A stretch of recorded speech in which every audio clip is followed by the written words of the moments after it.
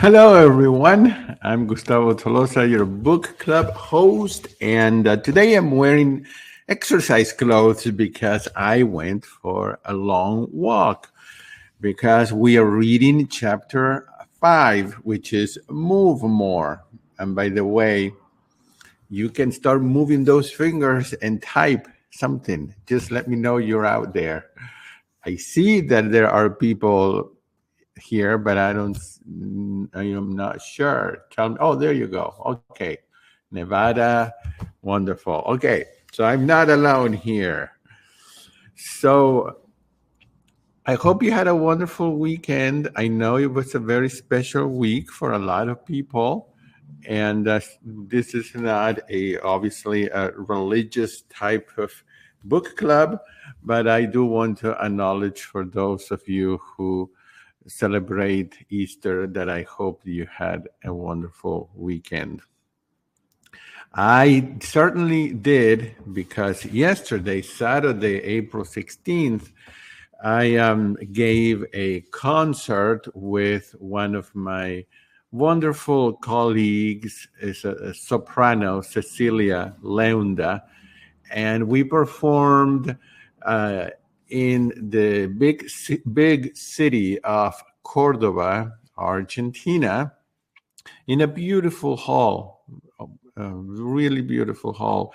And I don't know if you attended, but if you haven't, the video is already up on our YouTube channel.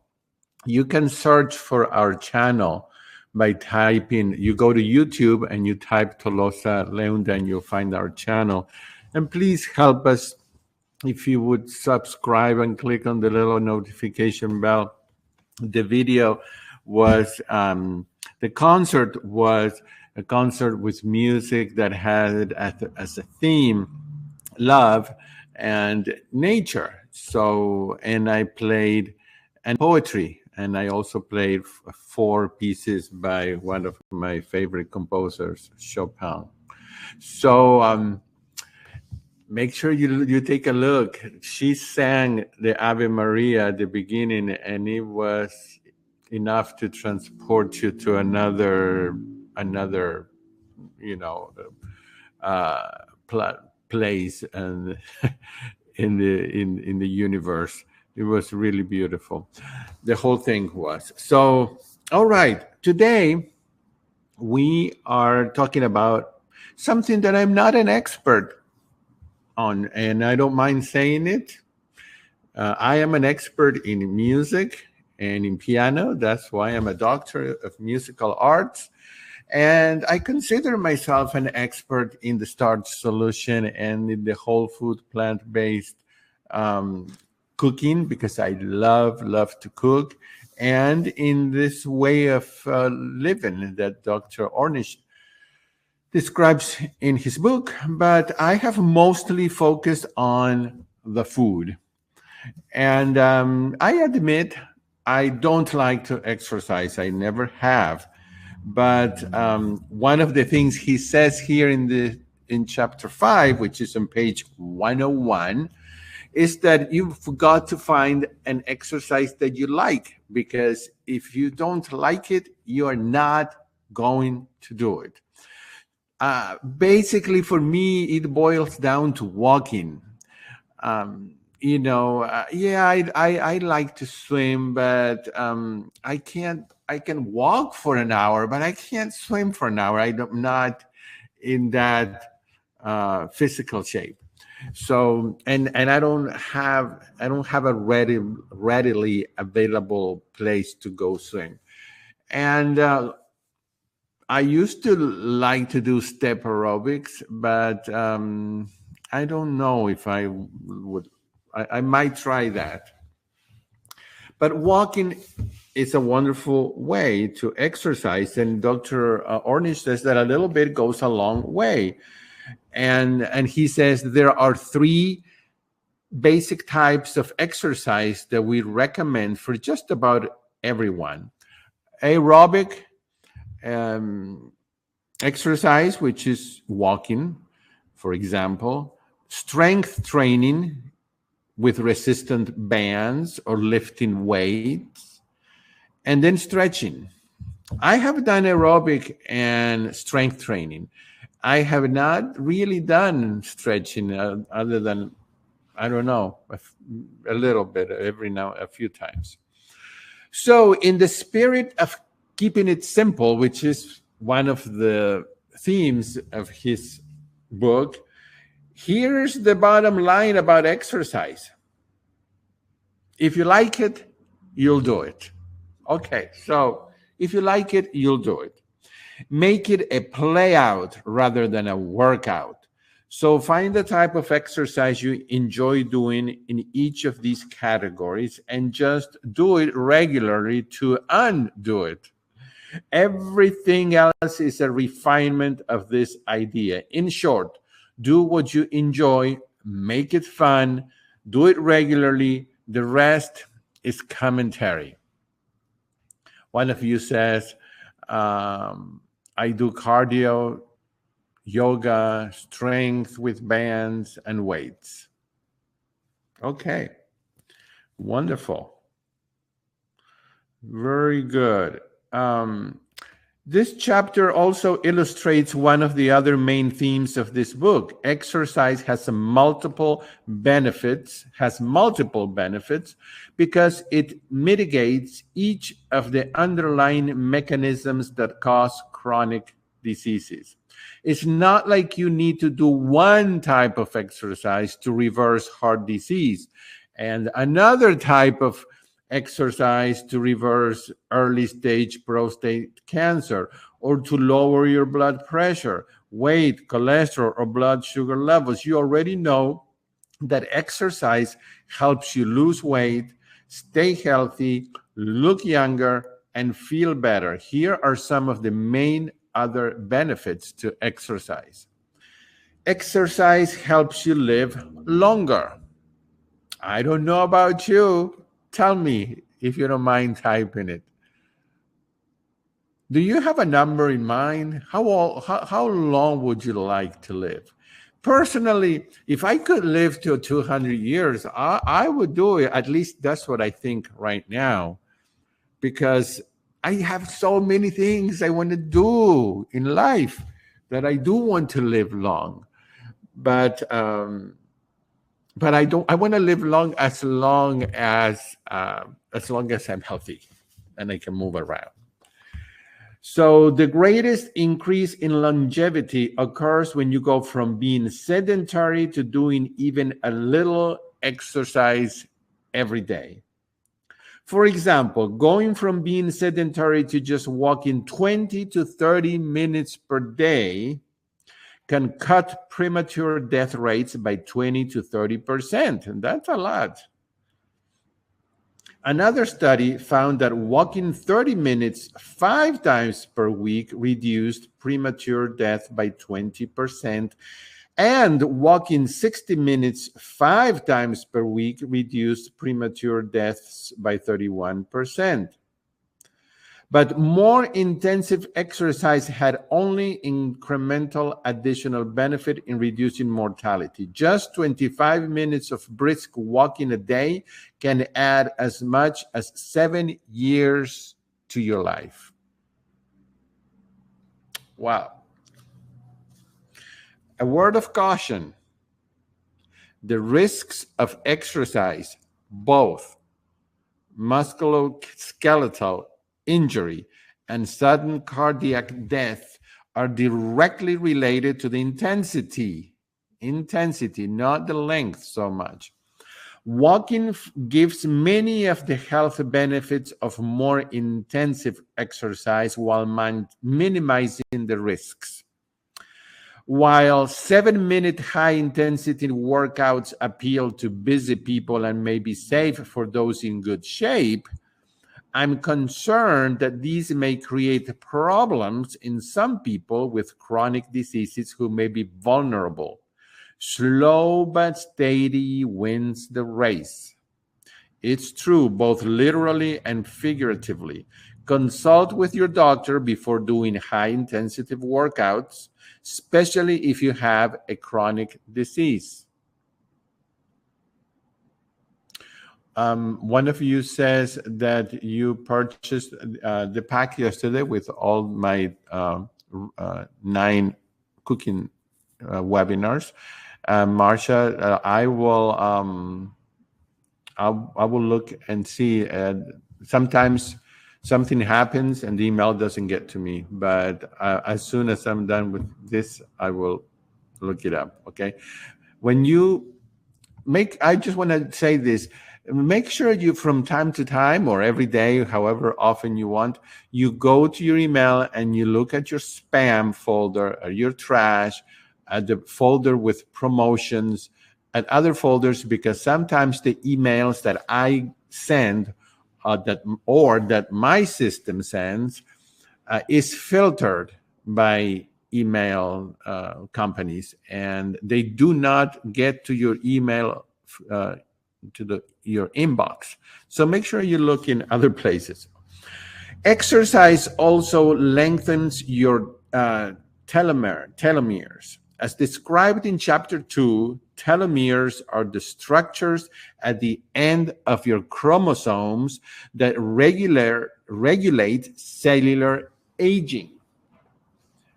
I don't think any of us want to age as fast as possible. I don't know about you, but I don't. And so being able to keep those telomeres long so that we don't age fast is important. And so as your telomeres get shorter, your life gets shorter, and the risk of premature death from just about everything increases correspondingly. People who have consistently high levels of physical activity have significantly longer telomeres than those who have sedentary lifestyles, and even longer than those who are moderately active. So that's pretty cool. Okay, that's one reason why exercising will not only help you live longer, but stay younger. Exercise makes you happier. Even small amounts of exercise make you happier. I'm on page 105 now. And I want to highlight a phrase here. In addition to helping prevent depression, exercise can treat, with results often equal to or even greater than a lifetime of antidepressants. So it is important for people who suffer from depression to get that exercise in. Exercise makes your brain bigger and smarter on page 106. Exercise makes you smarter at any age. Children who exercise in school have better grades and learn more easily. They show improvement in a broad variety of skills ranging from math to logic to reading. Similar results were obtained in young adults after 12 weeks of aerobic training.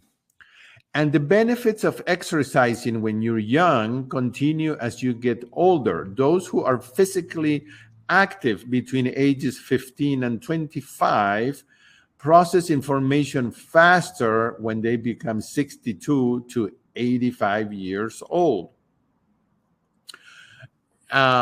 So one of you, let's see, yeah, one of you saying that a jogger, small trampoline, while watching TV is great for me. I also walk. Yeah, that's good.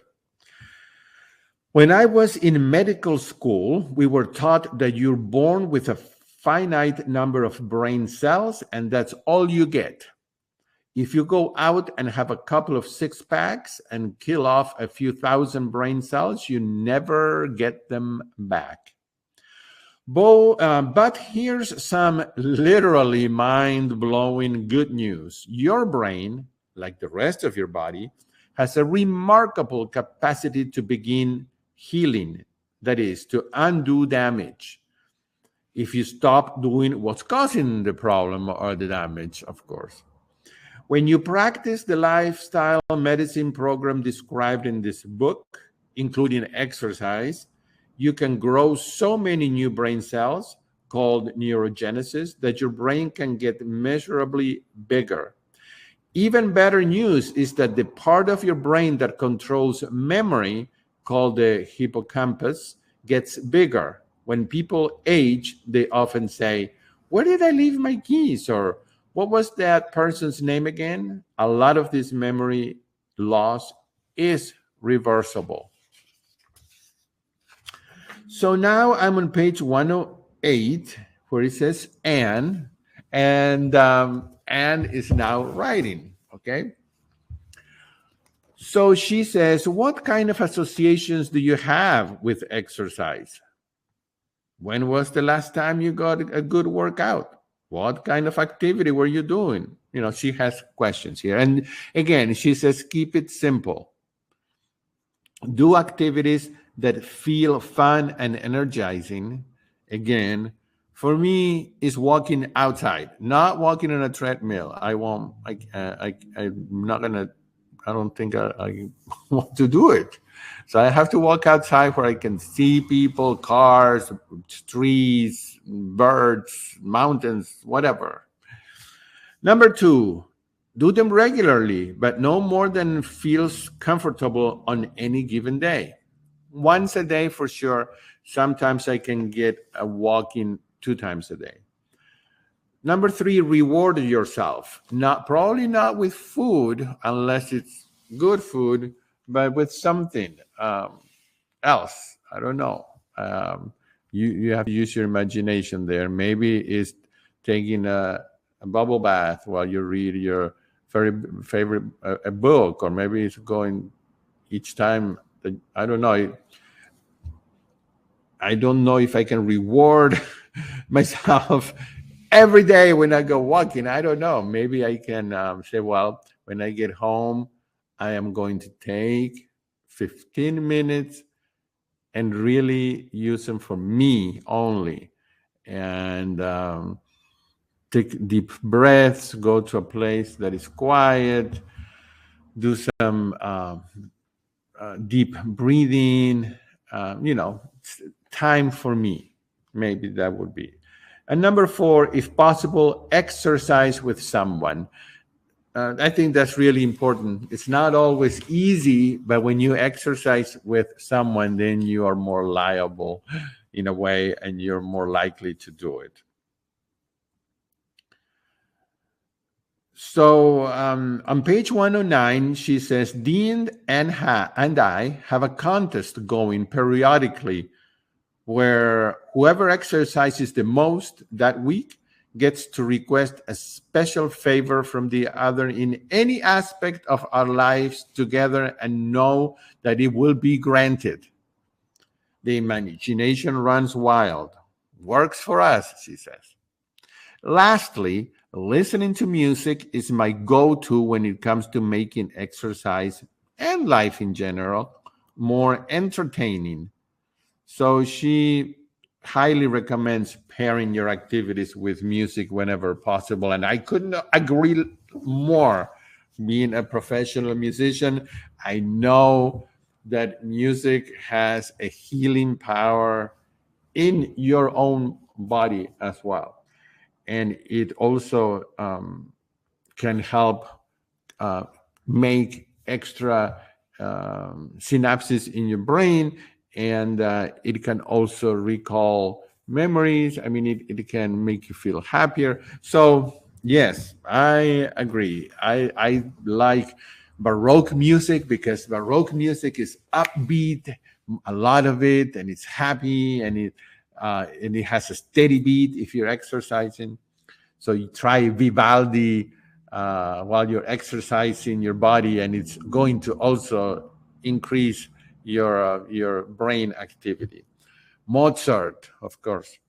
Always warm up before exercise and gradually cool down when finishing. After eating, listen to this because um, I think that sometimes we forget this is important. After eating, wait 1 to 2 hours or more, I think 2 hours at least, before you exercise.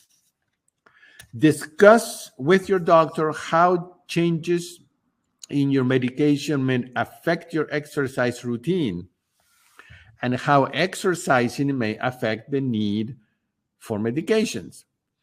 Be careful of temperature extremes. I know. Sometimes I see people running in the middle of the summer when it's 100 degrees at 2 p.m. in the afternoon, and I'm thinking that cannot be good for the heart. It can't. Same thing, when I used to live in Rochester, New York, while I was doing my doctorate at the University of Rochester at the Eastman School of Music, we had weeks, I mean months, with snow up to here, okay? And so sometimes you were walking in between two walls of snow and ice for miles. And I remember going to school like at 7 in the morning in the winter when it was still dark, and I saw people, and I used to see this lady that had so many things on, hats and scarves and jackets and pants, walking when it was like 30 below zero. And I'm also thinking, wow, I mean, you really have to be committed. But I couldn't, maybe I'm wrong, but that reminds me of be careful with temperature that are extreme. Avoid exertion. You should be able to talk while exercising. That's important. If you're exercising and you cannot talk, literally, then it's too much. It's too hard. Stay hydrated. Yes, you've got to have water. Dress appropriately and invest in a good pair of shoes, which makes it more fun and safe to exercise. Don't exercise when you're not feeling well. Yeah. Exercise indoors if it's cold or if there is smog or smoke. If you have heart disease, get a prescription from your doctor or from an exercise physiologist to let you know what a safe heart rate is for you and how and when to measure it. If you are diabetic, monitor your blood glucose level before, during, and after exercising. Good form, keeping your back straight, bending your knees slightly helps to prevent injuries. Then she talks about aerobic exercise, which I know I've mentioned, and stretching, that I know is important. It's very important so that as we get older, we're not all, we can't even bend halfway to pick something up. Resistance training, which makes you strong.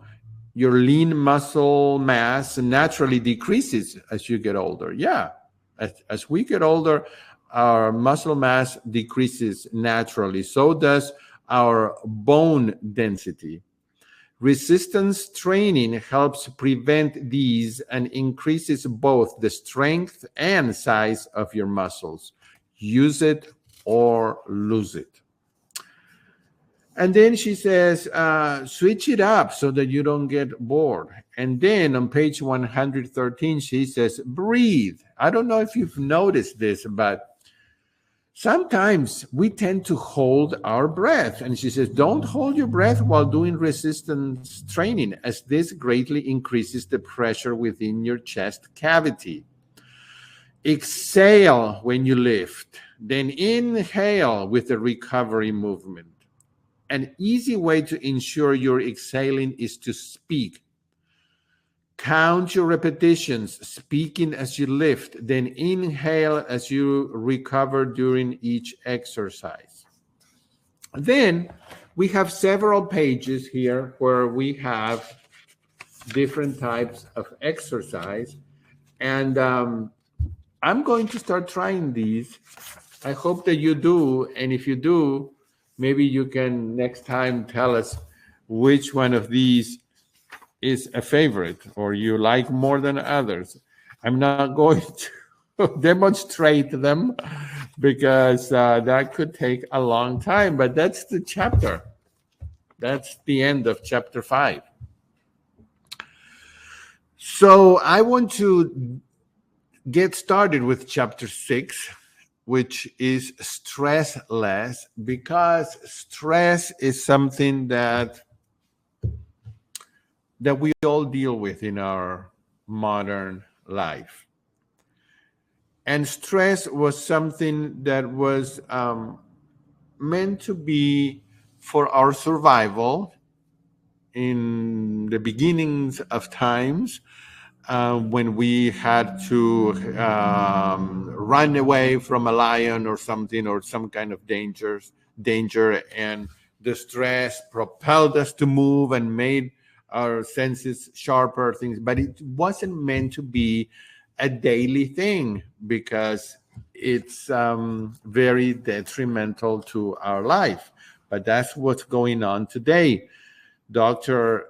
Ornish on page 135 says, chronic stress, so chronic stress that keeps going every day, is one of the important mechanisms underlying so many chronic diseases.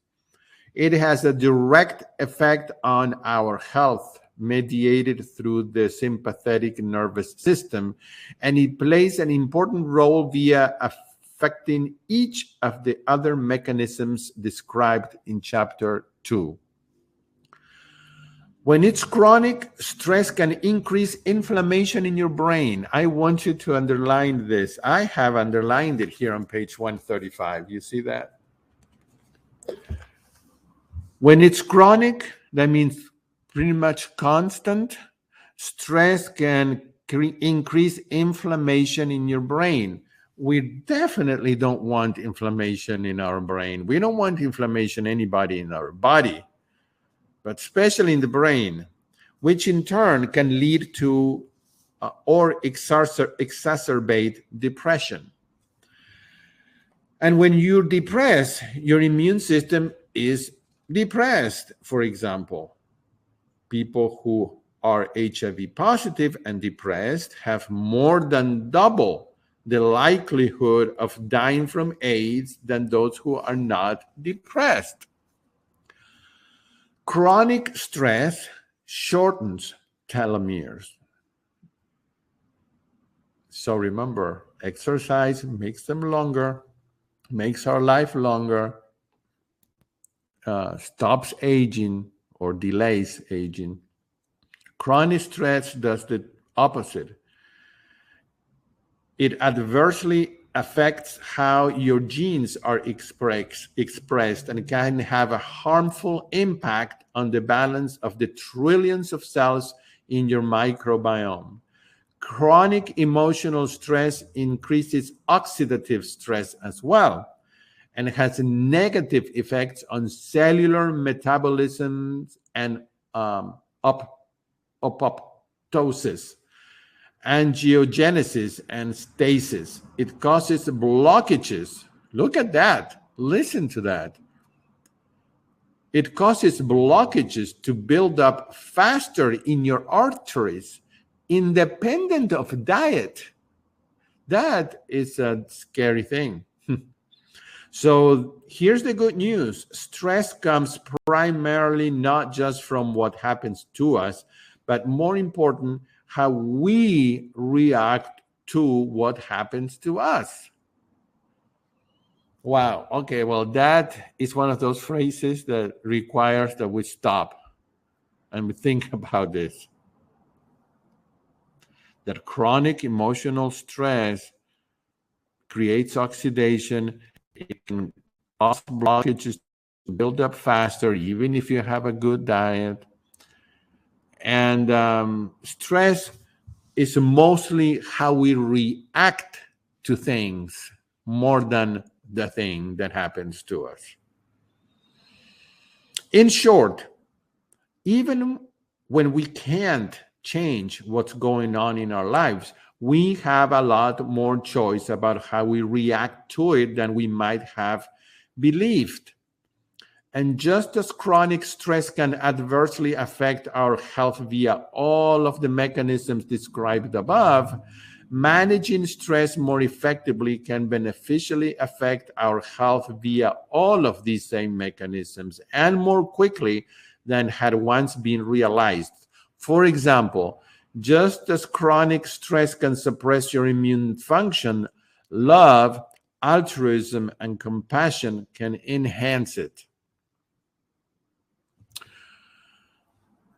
So on page 136, it says, it's the perception of stress. Chronic emotional stress shortens our telomeres, the ends of our chromosomes that regulate cellular aging. As our telomeres get shorter, our lives get shorter. Taking care of a child with autism or a parent with Alzheimer's disease can be highly stressful on an ongoing, chronic basis, often for many years. It's hard to change the external stressors when your child or parent needs you for their survival on a daily basis. So he goes on to talk about some studies here. And basically, it says it was how these people reacted to stress. Their perception of stress were more important than what was objectively occurring in their lives. So if you feel stress, you are stressed.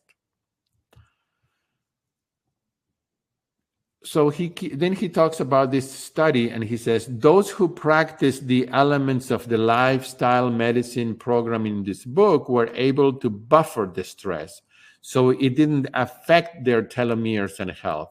They became more resilient. In contrast, the others showed a significant shortening of their telomeres and, as such, their lives. This is a very empowering finding. Okay, because we can't always change what's happening to us, but we have a lot more control over how we react to it than we might realize. Again, not to blame, but to empower. On page 138, at the very bottom, there is a phrase, there's a sentence that I circled it because it's very true, and it's one of those sentences, again, that requires some pondering. And it says, we make time for what matters to us. Wow. You know how sometimes people will tell you, oh, I can't do this, or I can't do that. I don't have time. I don't have money. But have you ever thought about this or seen people who told you that they didn't have time for this or that, and then you find out that they are going on a vacation, or that they are doing this other project, or people who say that they don't have money, and then all of a sudden you see them with an expensive something, I'm not going to mention anything, or they spend a lot of money on something else. This is very interesting how we as human beings, we make the time. I remember even today in my life, I have a very busy life. I always have. But the things that I really wanted to do, I always found time. And I'm in that dilemma almost all the time, because I want to do 500 things a day, in a month. And I have to, clean my plate, so to speak. And so that I make time for what really matters to me. And so the question is, what matters to you? Does it matter to be healthy, to feel well, to to be around the people you want to be around, to do the things you want to do. So if you do, you will have the time to exercise. You will have the time to learn of 2 or 3 or 4 more new recipes, simple recipes that will make it even easier to follow a whole food plant-based program. So I just want to leave you today with that idea. And we will start next week on page 139 that talks about how our attention span is shrinking, and that's not a good thing. But we'll start there. I hope that you have a marvelous week. I have a very busy week. I am on Tuesday. We have a filming crew that is going to film Cecilia, the soprano, and myself at the same hall, and we're going to produce a very high quality video of the music that we performed yesterday. And then I have a trip to Buenos Aires to see family, and many other things in between. So we're going to not stress and have control of how I react to things that may be stressful. I hope you do too. And I will see you all next Sunday at the same time here in Gustavo's webinar. Bye, everyone.